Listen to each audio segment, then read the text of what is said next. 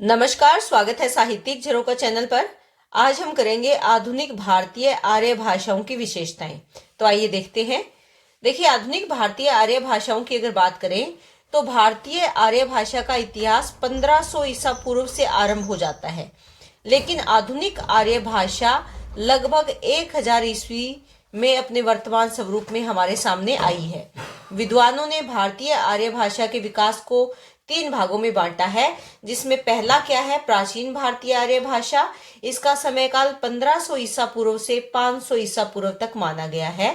दूसरा क्या है, मध्यकालीन भारतीय आर्य भाषा, जिसका समयकाल 500 ईसा पूर्व से 1000 ईस्वी तक स्वीकार किया गया है। और तीसरा है आधुनिक भारतीय आर्य भाषा, जिसकी विशेषताएं आज हम करेंगे। इसका समयकाल 1000 ईस्वी से लेकर आज तक का स्वीकार किया जाता है।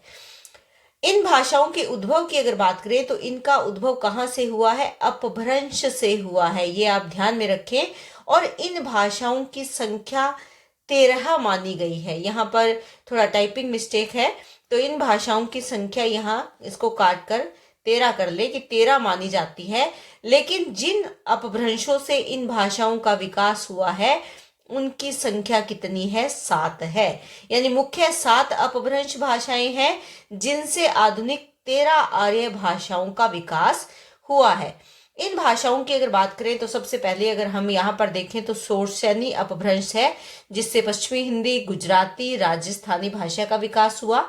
दूसरी है मागधी। मागधी से बिहारी, बंगला, उड़िया और असमी का विकास हुआ। तीसरी है अर्धमागधी, जिससे पूर्वी हिंदी आर्य भाषा आई। चौथी यहाँ पर महाराष्ट्री है, जिससे मराठी भाषा का विकास हुआ। पांचवी जो अपभ्रंश है वो ब्राचड़ है, जिससे सिंधी का विकास हुआ। छठी पैसाची, जिससे पंजाबी और लहंदा भाषा का विकास हुआ। और सातवीं है खस, जिसमें पहाड़ी भाषाओं को शामिल किया जाता है। ये मुख्य 7 अपभ्रंश भाषाएं हैं, जिनसे 13 आर्य भाषाओं का विकास हुआ है। तो इसी के आधार पर इन भाषाओं की क्या क्या विशेषताएं हैं, उनको हम संक्षिप्त रूप से यहाँ पर देखने का प्रयास करेंगे। देखिए, अगर इन विशेषताओं की बात करें, इन भारतीय आर्य भाषाओं की जो मुख्य विशेषताएं हैं, उसमें सबसे पहली बात आती है आधुनिक भारतीय आर्य भाषा का जो मूलतः है वो अयोगात्मक है।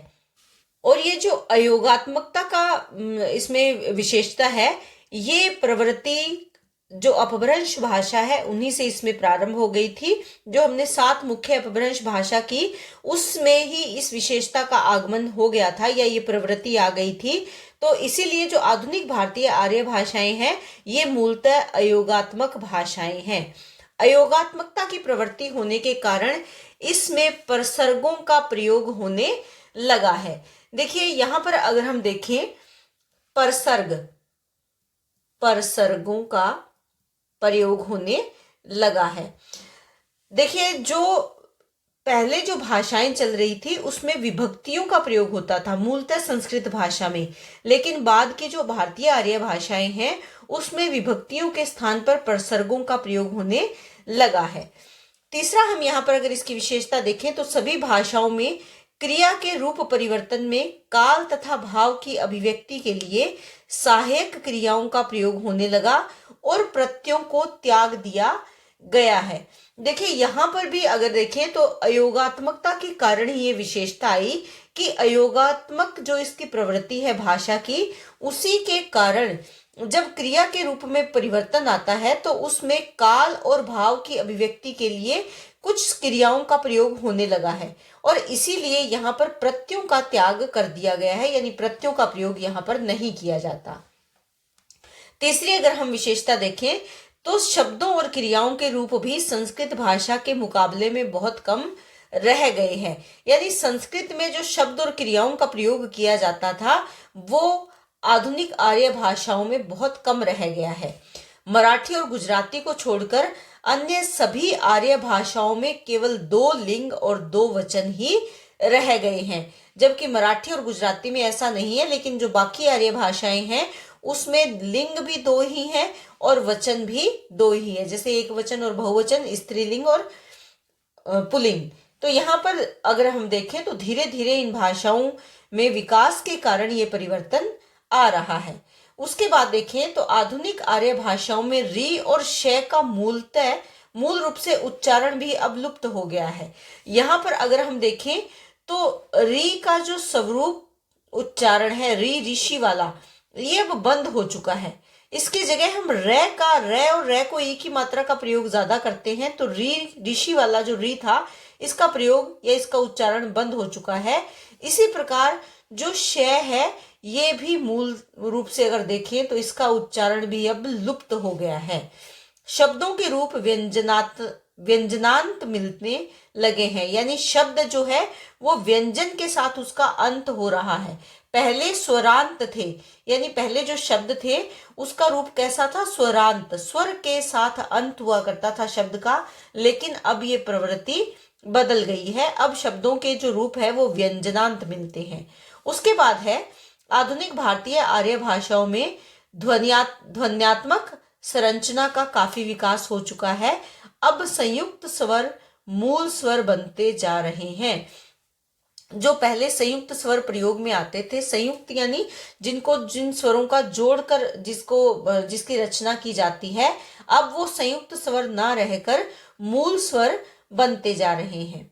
उसके साथ साथ अगर हम देखें तो जो आधुनिक आर्य भाषाएं हैं, इसके दो रूप स्पष्ट हो चुके हैं। एक तो साहित्यिक रूप और दूसरा कौन सा है, बोलचाल का रूप।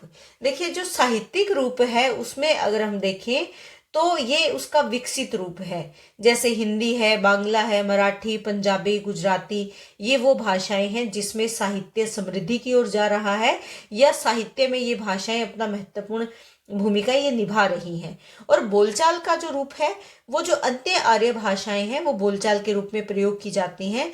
लेकिन यहाँ पर भाषाएं किस ओर विकसित हो रही है, साहित्यिक भाषा की ओर विकसित हो रही है। इसके साथ साथ अगर हम देखें तो ज्ञान विज्ञान के क्षेत्र में जैसे नई विधाओं का विकास हो रहा है, उसी के परिणाम स्वरूप अंग्रेजी, फारसी, अरबी आदि विदेशी भाषाओं के शब्द भी आधुनिक आर्य भाषा ग्रहण करने लगी है। यानी इनमें विदेशी भाषाओं के शब्दों का भी समावेश हो रहा है, जिससे कि आधुनिक आर्य भाषाओं का जो भंडार है ये काफी समृद्ध हो रहा है। तो मैंने यहाँ पर संक्षिप्त रूप में इन बिंदुओं को लिखा है। आप इनको लिखते समय इनको विस्तार से लिखकर इस प्रश्न का उत्तर दे सकते हैं। तो इस प्रकार इस जो आधुनिक आर्य भाषाएं हैं, इसका रूप धीरे धीरे परिवर्तन हो रहा है, क्योंकि वर्तमान युग विज्ञान का युग है। और विज्ञान के युग में कोई भी भाषा अगर विज्ञान के साथ तालमेल बिठाने का प्रयास करेगी तो उसे अपने स्वरूप में परिवर्तन करना अनिवार्य है। यही जो भाव है वो आधुनिक आर्य भाषाओं में भी देखा जा सकता है। इसीलिए आधुनिक आर्य भाषा की वो शब्दावली जो अपभ्रंश से हमें मिली थी, जिसमें कुछ कठिनाइयां थी, उसमें अब धीरे धीरे परिवर्तन हो रहा है, जिससे इस भाषा को सरल बनाया जा सके और प्रत्येक व्यक्ति इसको आसानी से समझ सके। तो ये इसकी मुख्य विशेषताएं हैं जिसके आधार पर आपको ये प्रश्न तैयार करना है। उम्मीद करती हूँ प्रश्न आपको बहुत अच्छे से समझ में आया होगा। बहुत बहुत धन्यवाद।